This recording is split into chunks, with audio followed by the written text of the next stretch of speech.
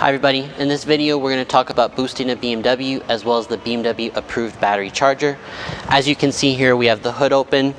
Right here we've got the BMW battery charger. It's $180 plus tax over your local parts counter at your local BMW dealership. I've unpackaged it here. As you can see, this is the main charging unit. You've got a long cord to do a 12-volt plug-in into the garage. You're going to want to lay this unit on the ground, but for video's sake we've put it here for display. These are really easy here, alligator clips, red onto the red post, and then the black one you want to put on any dedicated and independent metal. Once plugged in on the 12-volt, you're going to hit mode, and it's going to run through a couple options with you. There is a little instruction booklet that comes with the unit.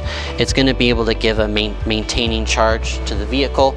In an emergency situation only, you may boost these vehicles, but it is recommended if you have the time that you slowly charge it as opposed to boosting. Thanks for watching.